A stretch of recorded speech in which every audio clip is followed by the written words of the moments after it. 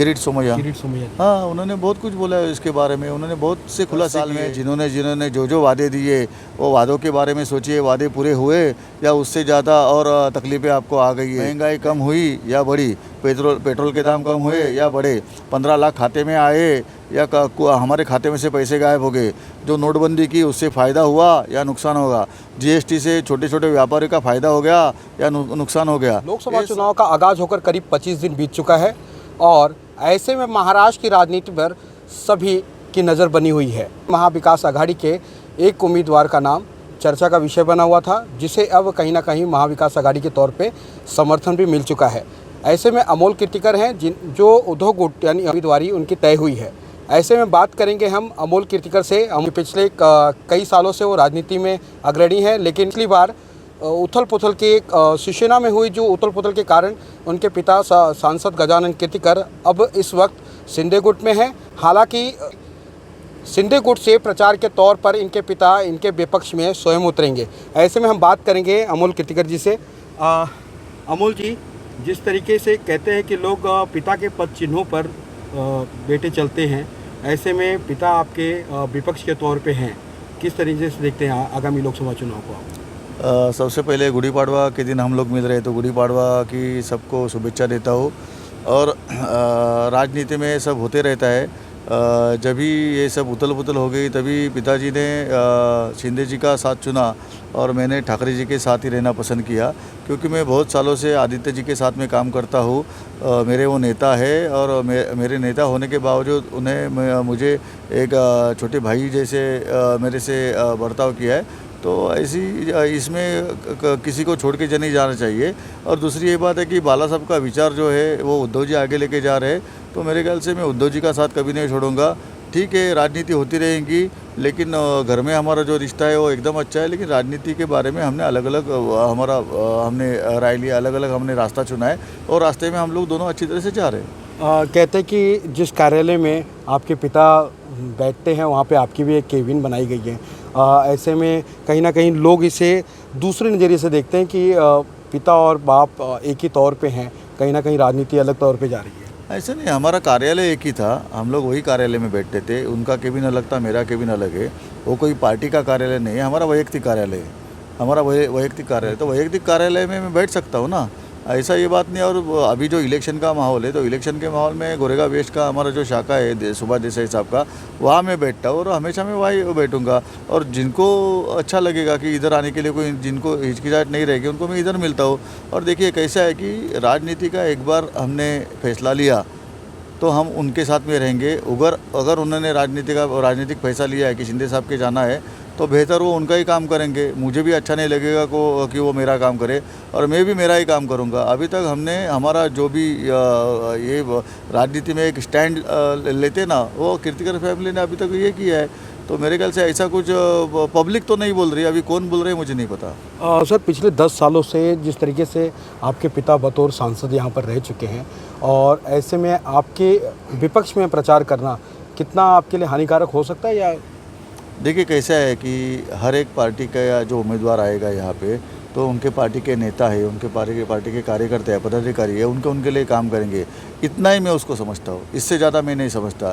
क्योंकि मेरे पार्टी के मेरे नेता है, हमारे पार्टी के जो पदाधिकारी है, महाविकास आघाड़ी के हमारे जो कांग्रेस और राष्ट्रवादी शरद पवार गठ के जो भी पदाधिकारी कार्यकर्ता है, वो बहुत ताकत से यहाँ पे लड़ रहे।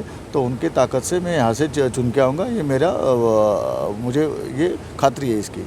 कयास लगाया जा रहा है कि जिस तरीके से कांग्रेस के नेता आपका विरोध कर रहे थे, संजय निरुपम, हालांकि उन्हें 6 साल के लिए निलंबित कर दिया गया पार्टी से, वो शिंदे गुट से चुनाव लड़ सकते हैं, कयास लगाए जा रहे हैं। ऐसे में उनका चुनाव लड़ना कितना, क्या कहेंगे उसके बारे में? देखिए कैसे है कि कोई ना कोई तो आएगा, भले वो शिंदे गुट से आए या भाजपा से आए, कोई ना कोई पार्टी से आएगा, कोई ना कोई चिन्ह से आएगा, कोई ना कोई तो चुनाव लड़ेगा। हमने हमारी तैयारी चालू कर दी है, हमको रहा है खाली उनका डिक्लेरेशन कभी होता है। क्योंकि हर दिन हर एक किसी का नाम आता है, हर दिन हर किसी का नाम आता है। अभी पता नहीं आज किसका नाम चल रहा है, मुझे पता नहीं है। सर, कई सारे आरोप भी जिस तरीके से आप पर लगे, तो लोकसभा चुनाव में इसका कोई असर दिख सकता है इन आरोपों को? बिल्कुल नहीं। आरोप लगाने के बाद में, आरोप सिद्ध होने के बाद में वो आरोपी हो जाता है ना। अभी तो इंक्वायरी चालू है, बेसिक इंक्वायरी, वो भी 4 साल पुराने केस की। 4 साल पुराने केस के अंदर अभी मेरे ख्याल से जिन्होंने ये केस निर्माण किया है, जिनके कहने से केस बना है, उनका अब ABP माझा कट्टा पे इंटरव्यू देखिए, वो क्या क्या बोले, वो मुलुंड के, क्या नाम उनका, किरीट सोमैया। हाँ, उन्होंने बहुत कुछ बोला है इसके बारे में, उन्होंने बहुत से खुलासे किए। अगर वो इंटरव्यू अगर कोई सुनेगा तो मेरे ख्याल से ये और ऐसे बहुत से केसेस जो अभी रजिस्टर्ड हुए उसमें कोई दम नहीं है। पहले कुछ नए समीकरण बन सकते हैं अलग तरीके से। नहीं, मुझे पता नहीं अभी समीकरण क्या बनेंगे, लेकिन चुनाव का घोषित होने के बाद में और मेरी उम्मीदवारी घोषित होने के बाद में मेरा 2 राउंड हो चुका है, उनका अभी तक कैंडिडेट डिक्लेयर नहीं हो गया। मेरा अभी गुड़ी पाड़वा, अभी कल से मेरा तीसरा राउंड चालू है। कल का दिन मेरा वेस्ट गया क्योंकि मैं ED ऑफिस में था उनका इंक्वायरी के टाइम पे, सवेरे 11 बजे से रात को 8 बजे तक। तो कल का दिन जो गया, तो आज 7 बजे से, कल 7 बजे से मैं बाहर ही हूँ, फील्ड पे रहने वाला हूँ। मेरा काम क्या है कि मेरा अगर चुनाव घोषित होता है तो लोगों के बीच में जाऊँ, उनका सुनूँ, मैं उनको मिलूँ, उनको भी लगता है उम्मीदवार अपना कैसा है, क्या उनके अपने लिए क्या करने वाले हैं, बोलने में कैसा है, उनका वो विश्वास कैसा है कि एक आदमी देख के भी विश्वास या नहीं होता है या होना वो उसके ऊपर ही होता है। तो मेरे ख्याल से मैं ज़्यादा से ज़्यादा वक्त मेरे चुनाव क्षेत्र में घूमता हूँ, लोगों के बीच में घूमता हूँ, कार्यकर्ता के बीच में घूमता हूँ। अभी नए से जो पार्टी हमारे साथ जुड़ी है, कांग्रेस और राष्ट्रवादी, वो महाविकास आघाड़ी करके हम 2.5 साल से सत्ता में है, लेकिन कभी भी चुनाव हमने एकत्रित नहीं लड़ा था। तो वो भी है कि बाबा कौन कार्यकर्ता है, उनसे मिलना, उनसे समझ लेना, तो ये काम मेरा चालू है और मेरे ख्याल से हम लोग ये चुनाव जीतेंगे। अमोल जी, मुद्दे क्या हैं, किन मुद्दों को लेकर के आप जनता के बीच में जा रहे हैं, किन मुद्दों के ऊपर आप आगामी लोकसभा चुनाव में चुनाव लड़ने वाले हैं? देखिए, मुद्दा बोले तो हर एक का मुद्दा वाटर मीटर गटर से स्टार्ट होता है। ऐसा नहीं लोकसभा का मैं अगर सांसद बनता हो तो कहीं खाली केंद्र का ही कुछ प्रॉब्लम है तो ये मैं आगे जाऊँ, ऐसा नहीं। लोगों का क्या ये रहता है कि मैंने आपको वोट दिया, आपको अधिकार मिला है, वो अधिकार का वापर मुझे गली से लेके दिल्ली तक होना चाहिए। वो गली से लेके दिल्ली तक जो भी काम लोगों के, वो मैं करने का पूरा कोशिश करूँगा, यही मेरा मुद्दा है। आखिरी के लिए क्या मैसेज देना चाहिए? मेरे ख्याल से ये ऐसी चीज़ है कि बाबा ये टाइम आपको बहुत पैमाने में वोट करना है। काम आएंगे, काम होएंगे, काम होते रहेंगे। 10 साल में जिन्होंने जो वादे दिए, वो वादों के बारे में सोचिए, वादे पूरे हुए या उससे ज़्यादा और तकलीफ़ें आपको आ गई है। महंगाई कम हुई या बढ़ी, पेट्रोल के दाम कम हुए या बढ़े, 15 लाख खाते में आए या हमारे खाते में से पैसे गायब हो गए।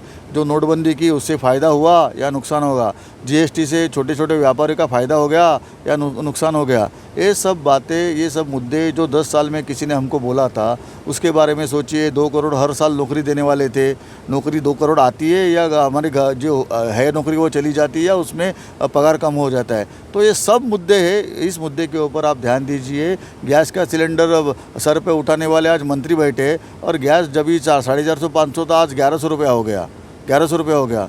तो ये मुद्दे लेके ही जनता में जाना है। उन्होंने 10 साल पहले जो बोला था, वो मुद्दे पूरे हुए कि नहीं हुए, वो उनसे पूछिए। अगर हुए तो वोट कीजिए और नहीं हुए तो वोट मत कीजिए। और एक मुद्दा महत्वपूर्ण ये है, काम होते रहेंगे, काम आएंगे, काम होते रहेंगे, लेकिन ये मुद्दा एक ही होना चाहिए इस इलेक्शन में कि ये पूरा हिंदुस्तान, जिस हिंदुस्तान के लिए कि हर किसी ने अपना खून दिया है, उसने हमने जाति धर्म भेद कोई नहीं देखा, हर किसी ने हिंदुस्तान दिया। ये हिंदुस्तान एक पार्टी का है या हिंदुस्तान हम सबका है, यही मुद्दा लेके हमको ये टाइम वोट करना है। जय हिंद, जय महाराष्ट्र, वंदे मातरम। Thank you.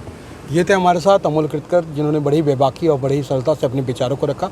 कैमरामैन रवि के साथ रितेश तिवारी, सुप्रीम मीडिया, मुंबई।